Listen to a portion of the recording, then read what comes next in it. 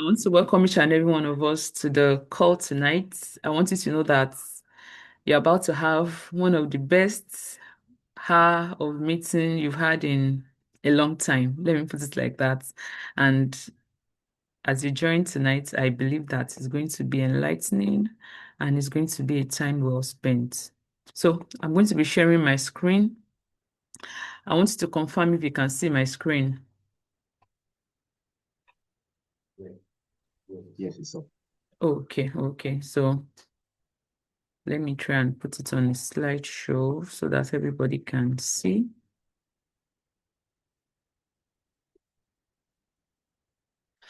All right. So can you see my screen now?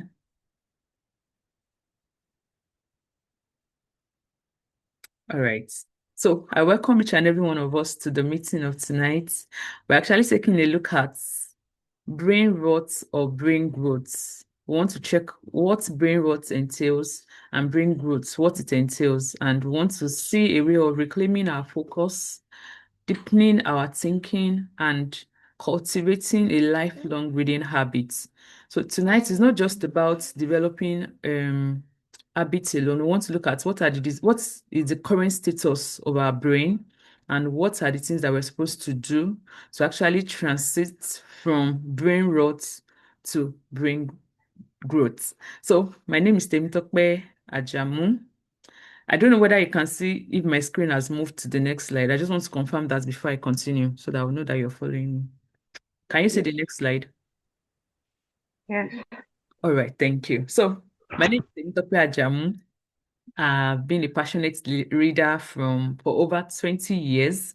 My reading journey began, I'll just say a brief story about me. My reading journey began as it's not really a teenager, as a toddler stroke teenager, because my dad worked in a bookshop at particular points in his life. And we used to follow him to school, to his workshop rather, to his bookshop rather. And those times I had access to books. So I would just be lost in the midst of books. And that's how the reading journey began for me. So aside my school books, I had other books that I could fall back on. So you would go for book fair, bring comics, bring different things. If I could remember that before this Tim Lai's book, Why You Act the Way You Do became popular, as earlier as like GSS1, GSS2, far back then in 2004, 2005, I've read that book. Also this book, When There Is No Doctor, those kind of books were what I was exposed to. So my reading journey didn't just start today.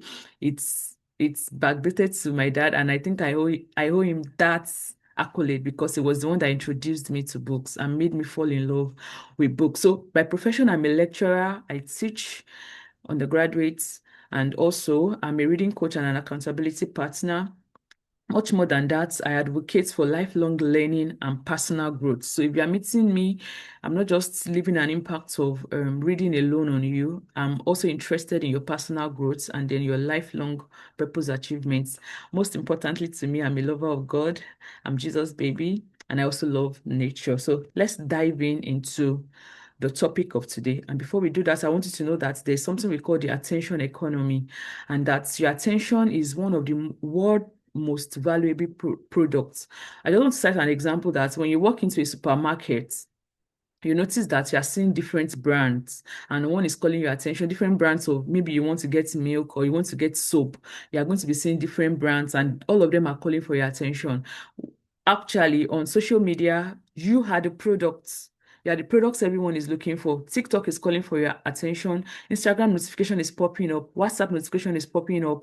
And Twitter is also, you are getting the tweets and everything. And people are coming up with different things. And your attention is actually what they are seeking because every scroll you take, every video you watch, you are helping someone to make more money. These apps are contending or they are competing for your attention and not just your well-being. And your focus has become a business model. I want you to know that the average person checks their phone a dozen to 100 times daily. So why don't you like take a pause and try and check and see that if you are not paying for the products, you'll be like, videos, I'm not even paying for it. You are probably the products. You're actually the products they're actually looking for. So before I go into it, the people that builded some of this model, the persons that came up to build the social media applications and everything, if you are unmuted, please you can kindly mute so that we get the best out of this meeting. I think it's Agbola Comfort. Please try and mute. All right. So people that built this social media, the digital products, for example, Elon Musk and Steve Jobs, the one that created Apple, they've actually, even for themselves in their family, set a limitation on Agbola Comfort. Can you please mute or I'll meet you from here? Okay. I think I have the luxury to mute. Okay. All right. So they've actually put a limit on their own time, on their in the exposure of their family or their children to screen time. And that's why when I was putting out this webinar, I was targeting not just young professionals, not just students alone. I'm also targeting parents so that we can actually draw from the wells that even people that are building this digital products, they are not even exposing their own children, their own family to it. And that's to tell you that as parents, as even uncles and aunties, we should not use the media, we should not use phones, we should not use the internet as a cheap source of giving our children attention. That should not be the substitute. And that's what will bring me to the topic today, that what is brain rot? What is brain rot? Brain rot refers to how low quality internet content may slow down your brain function. In 2024, it was voted for Oxford Word of the Year.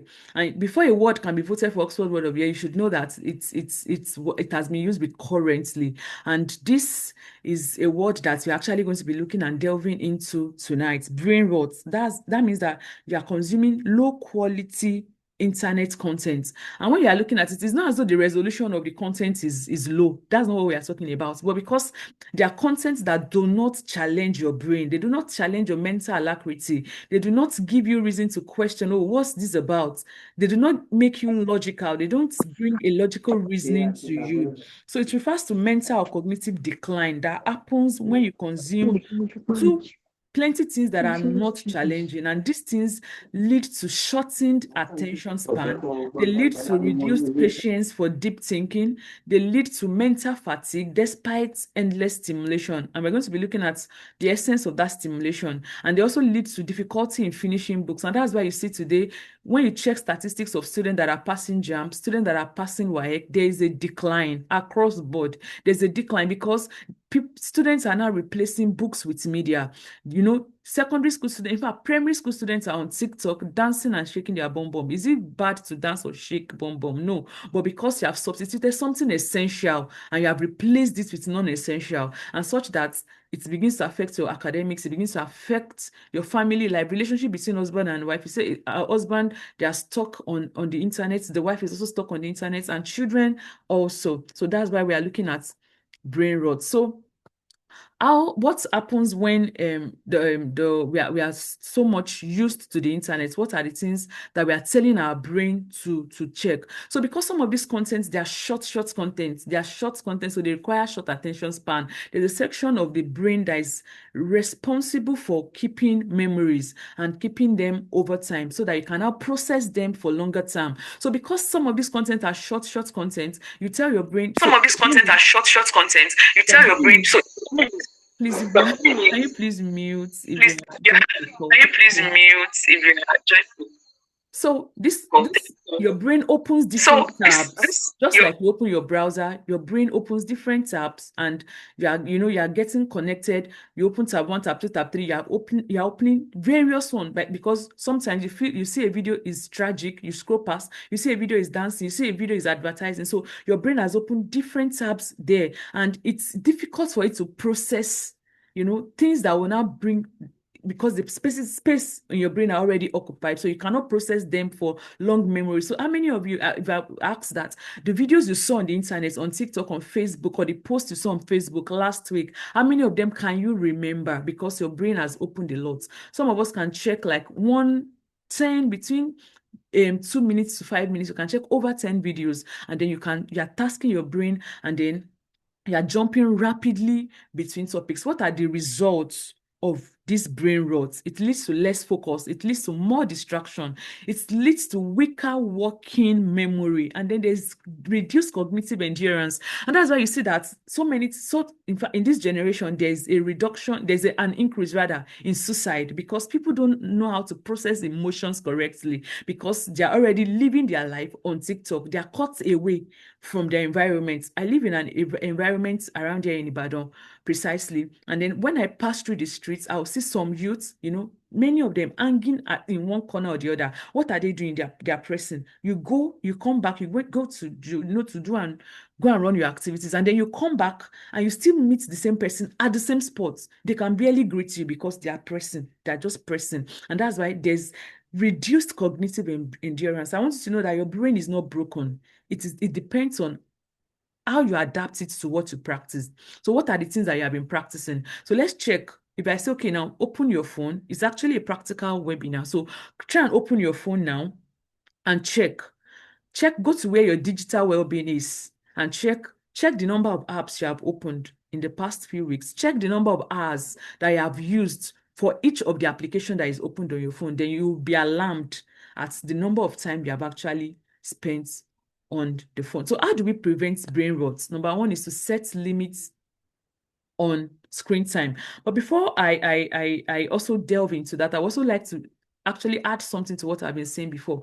Because of the kind of content the media throws at us, there's a part of the brain that releases dopamine and causes overstimulation. So you are overly happy or you are overly sad. So your brain is juggling between that. So, and I want you to know that there's brain rot is not limited to maybe adults, it's not limited to young. Everybody, every internet user rather, has the potential of having brain rot. So what are the things that brain rot results in, apart from what I've listed in the previous post?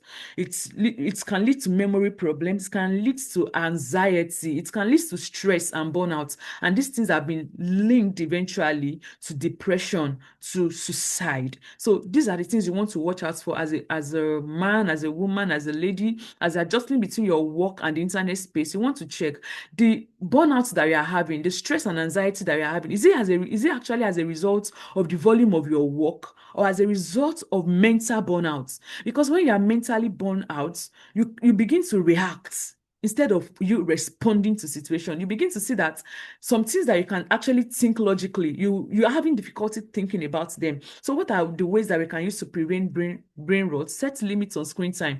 You can turn off your notifications. Ensure that you are being intentional about the way you access the internet or social media. Practice mindfulness. Be mindful of when you want to go and press your phone, because I tell you that because of addiction, subtle addiction, it starts with subtle addiction. You just see that any little thing, you are bored, you pick up your phone. That's what you want to press. Any little thing, you're on the internet, and they are so connected that even from your WhatsApp status you can land on Instagram. Even from your WhatsApp status you can land on Facebook, because they have now they've connected those things to link to each other. So you are just scrolling, you just want to check something on Google, and then you already saw the link to YouTube there. So you're on YouTube. From YouTube, you are going to the short YouTube shorts. You are checking them 10 minutes, 7 minutes, and then, some of them are even 3 minutes, and then you've consumed a lot. So practice mindfulness. Be mindful of your environment. Be physically aware that this phone is a distraction to me. WhatsApp notification, I need to turn them off. Instagram notification, I can turn them off. If I want to go to Instagram, it has to be that I want to go intentionally. Then stay physically active. It's not just, because you are scrolling, you can just be sitting down, and before you know it, 30 minutes, 1 hour, 2 hours has gone. In fact, some people, even parents, elderly parents, they're on their bed before they sleep. It's TikTok. TikTok, from one TikTok video to the other, from one WhatsApp, status to the other, and then they are just domiciled in a place, and that's why obesity and some cardiovascular diseases are on the increase, because people are not physically active. And then what other things that you can use to also prevent brain rot is reading. You need to read. You need to read. You need to be mindful. And I believe that as we look at this, would actually call ourselves to the consciousness, and also bring ourselves to the reality that we need to actually work on ourselves. So, what is brain growth? Brain growth is the daily process of strengthening your mind by intentionally feeding it with knowledge, deep thinking, meaningful conversations. I bet you so many people cannot hold intellectual conversations in this present day. Someone was telling, posted when I was preparing for this, and like, sometimes you can't just respond to, you can't just give intellectual response than more, like, yeah, like any little thing, politics, more. That's the only response you can give. Then you should begin to check yourself, like, oh, what is really happening to me? So I've been bring and a result of brain growth is that you are able to have meaningful conversations. You can look at people in the eye, eyeball to eyeball, and you can hold intellectual conversation with them, meaningful conversation with them, and developing healthy habits that improve your ability to learn, focus, and make wise decision. So there are different activities that can actually help in brain that actually help brain development. Number one is reading. Reading has been proven time and time again, that it helps increase, the ability of the brain to develop. Also, engaging in aerobic exercise, getting deep sleep, learning new things, maybe new language, new skills, they help you develop your brain. They task your brain. Also, practicing mindful meditation or prayer, whether you're a Christian or a Muslim, practicing prayer helps your brain develop, because it's just like communication. You're communing with God. Also, solving challenging mental puzzles such as your chess and logic problems, building meaningful and social connections.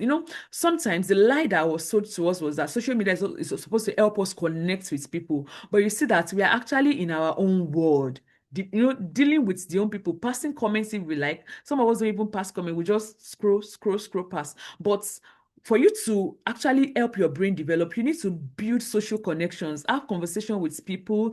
Are you married with your spouse? Are you single with your neighbors? Build communication, meaningful connections with them. Then journal, reflect on what you learn, teach or apply what you have learned. So because I'm not an health coach, I'm not an exercise or fitness coach, I am a reading and accountability, coach. I will be delving into reading. How does reading help you improve your brain growth? Number one, it helps critical thinking.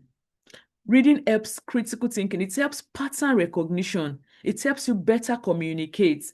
In fact, reading has been said that to take you into places where your feet has never been to, because you read from people that are in other climes, you read from people with different school of thoughts. So it helps you to better communicate. It helps your intellect. It helps your relational intelligence. It helps your emotional intelligence. It helps you to be like, oh, you're imagining, okay, so is this how space looks like? Is this how the sea looks like? Maybe you are reading something like that. So it improves your creativity. It helps you to make better decisions. Then it improves your long-term memory, because it's not short. It's not short.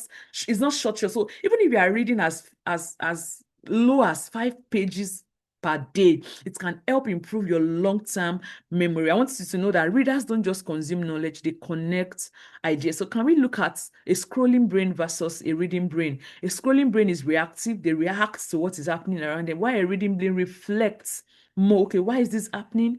What is happening around me? Why is everybody doing like this? They are focused, while a scrolling brain is distracted. Any little thing that distracted. There's fast dopamine that makes them excited, overly stimulated, reducing the neuroplasticity side of their brain. But reading provides long-term satisfaction. Also, scrolling contributes to surface learning, while reading contributes to deep understanding and also active thinking. So what are the common excuse for people make and say, why am I not reading? Some people say, I don't like reading. No, me, I don't like reading. So how did you pass your WAEC as a secondary school student? How did you pass your JAMB if you don't really like reading? There's no way. Every one of us have been exposed to reading at one point or the other. And sometimes they make excuse of, I don't have the time, my attention span is gone, my phone distracts me. That's why we told you to put away your phone, like put away the notifications that can distract you. I'm too tired, I'll start tomorrow. The reality of all this is that reading does not require an extra time. It actually requires you protecting your attention. So what are the strategies that can help you to reset your focus? Number one is to turn off your non-essential notifications.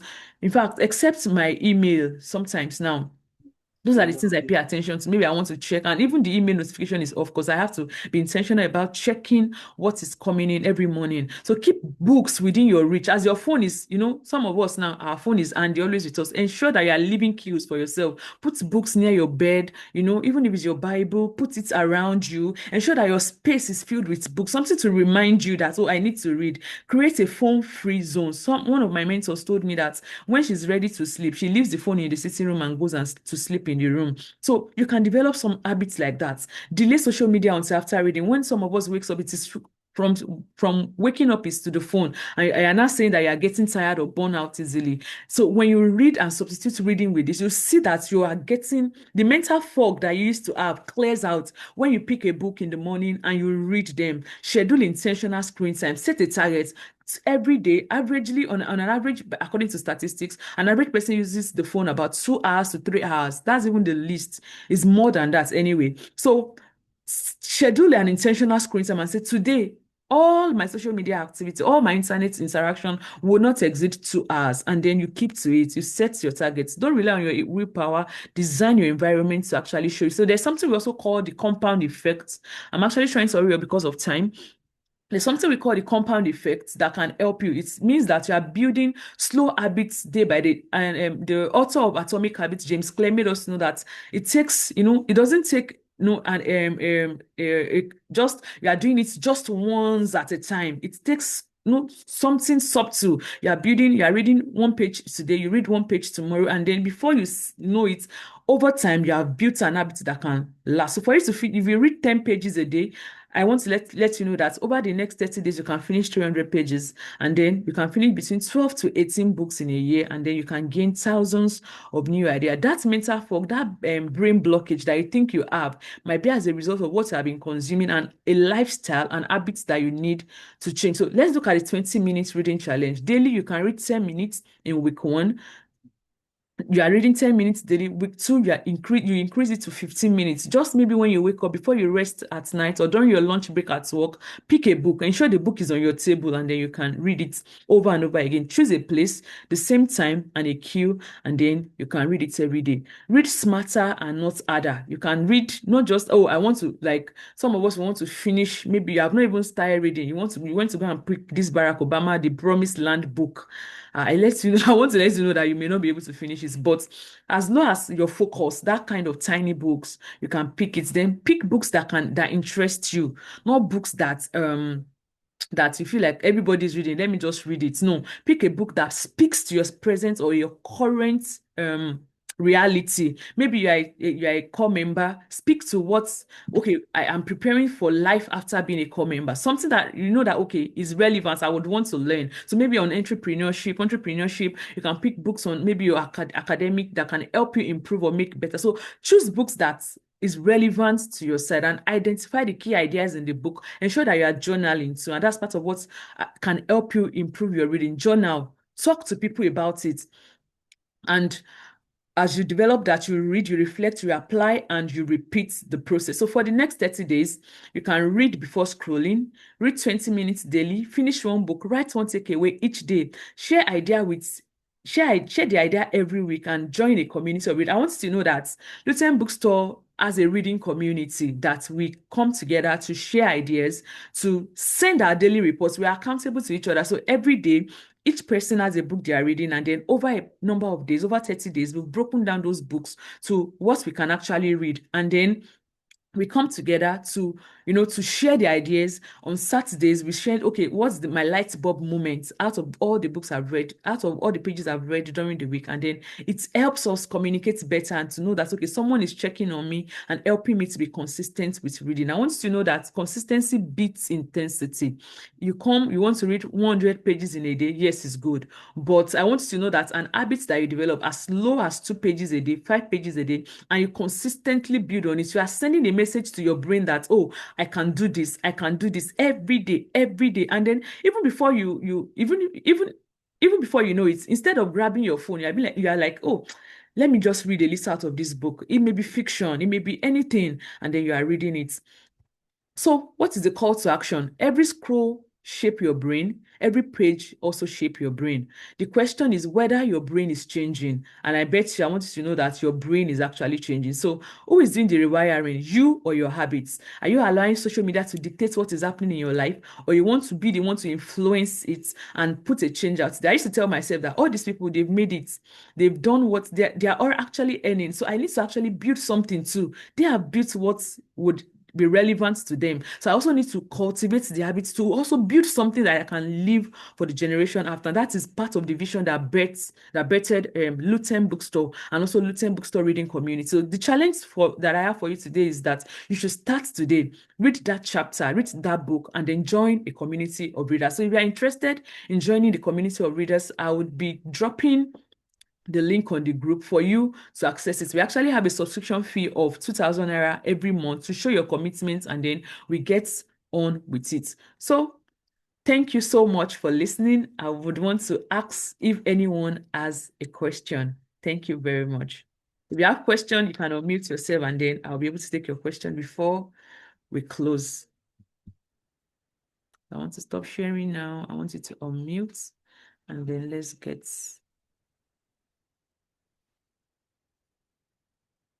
So anyone with question, okay. If you don't want to unmute, okay, so please you can type in the chat box so that you can see your question, or if you can unmute, you can also do that.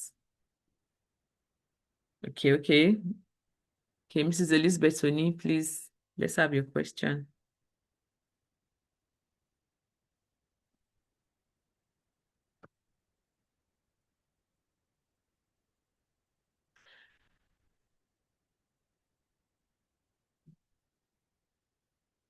Okay, okay, okay. So thank you so much for the question. So you're saying that what do I recommend, e-books or physical books? Okay, so for someone that is already addicted to screen, for a child, so I will just answer it based on age group also. For a child, I will see that, okay, this child, any little thing is phone, any little thing is phone. You don't want to subscribe to ebooks for the person. You want to do a withdrawal. So I'll take it with other things that I might have forgotten in the process of talking. So you use a withdrawal mechanism. You use a withdrawal mechanism. So you withdraw, maybe the child spends like 2 hours. You tell the child, okay, I'll give you 20 minutes to watch this cartoon. After 20 minutes, you pick a book and then you read. And then you get exciting books. There are board books, there are storylines, interesting, colorful. In fact, there are sound books that you can use for your children.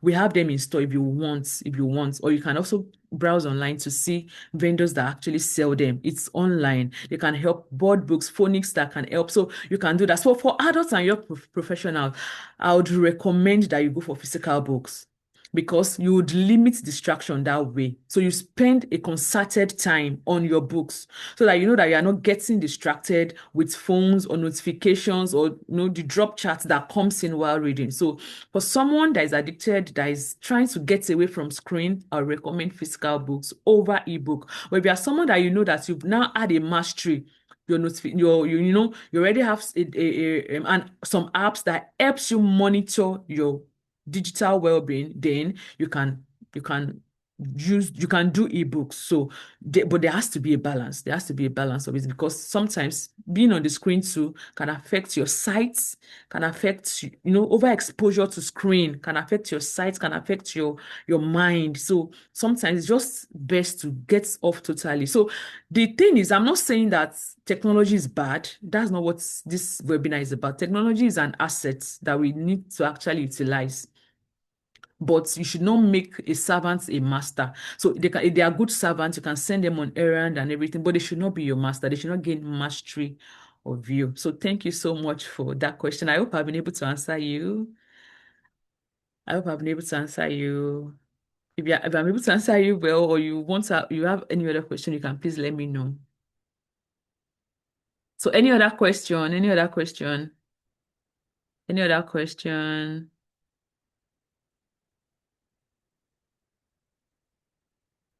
Any other question?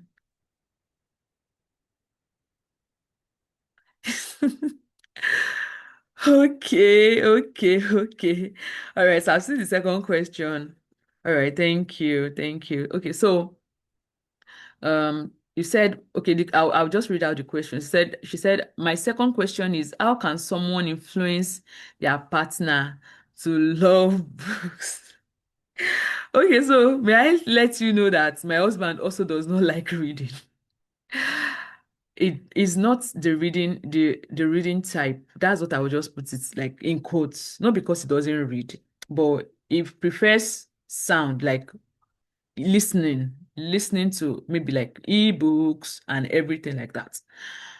But I am a reader, and then we had to merge. We had to merge. So you don't just jump on the person that, oh, this is the book you have to read. No, you have to start reading books. I have a customer like that too that was telling me something like that.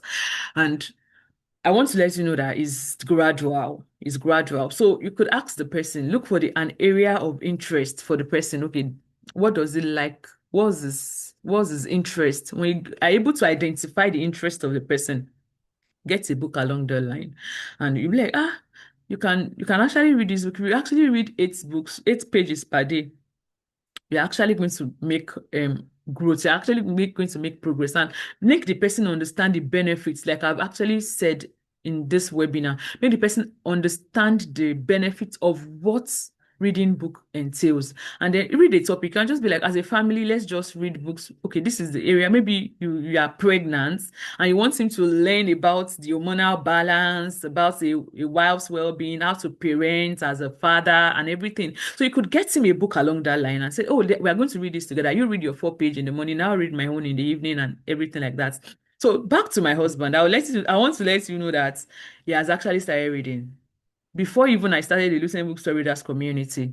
He started it, and I was telling him I think some days back that you're actually amazing. Like you are actually doing better than I thought because I saw the consistency. And I'm like, okay, don't, this is good. That means that what I'm actually preaching is not just benefiting outsiders, it's also of benefits to people that are actually in my own circle too. So you could start like that. Start with something, a topic, an area that interests the person, and then you see that there will be changes. But you should know that they can fail sometimes. So you make allowance for that, and then they kickstart again, and then that is it. Okay, so another question.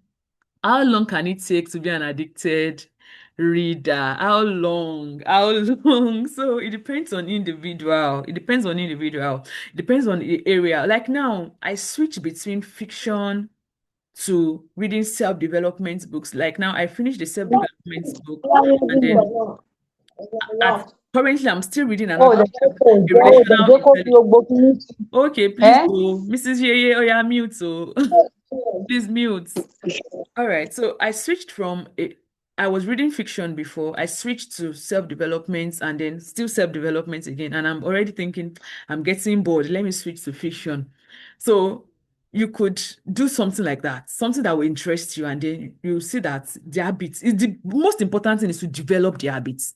Once the habit is developed, you can't go a day without reading. Then you see that over a year, 2 years, that it has become a part of you. But science has said that 21 days is okay to develop an habit. So once the habit is developed, then the interest is going to be also able to sustain it. So, okay, this person says, I'm speaking in regarding the commitment fee. I suggest the fee should be affordable for everyone, and small participation will be encouraged. For me, I have interest, but the amount is not affordable for me as a student per month. Okay, it's 2,000 naira. Oh. It's not even enough for you to do data in a month. So it depends on where your interest lies. Do you understand? It depends on where, and in fact, for the last cohorts that we held, someone gave us scholarship. So please, for the rest of the question, in the next 3 minutes, this call is going to be off. So I'll be answering all the other questions in the group chats. So please, you can drop your question. If I'm not able to respond here, I will respond on the chat because this call is going to be ending in the next like 1 minute. So please, the commitments if we have scholarship, we are going to put it out. But I want you to know that the reading subscription fee is actually the cheapest that you can find. I've been in communities. I'm telling you that this is 2K per month is one of the cheapest, is the cheapest you can find. So please if you have an issue with that, once you have, you can reach out to me personally. If you have scholarship, I'm going to send it to you. Thank you so much. Okay, okay. So, Mr. Daniel Omolade, I would be answering your question. Will you please let me copy the question to the WhatsApp chat, and then I'm going to be responding to your question on the chat. Thank you so much for joining. Thank you for joining. Thank you for being part of this community. I'll see you in your reading journey. I would want to be part of your reading journey, and then I'm going to also love to mentor you and to hold you accountable. So thank you so much for joining. Thank you so much. Good night. Good night. Good night. Thank you. I want to be Emmanuel Owa. Thank you. Daniel Omalade. Thank you. Abubakar Tohib, thank you. Philip, thank you. Mololua, thank you. Thank you everyone for joining. Thank you. All right, so we'll meet in the group. Good night, ma. Thank you for Right, your right. time, ma. Thank you, thank you, thank you.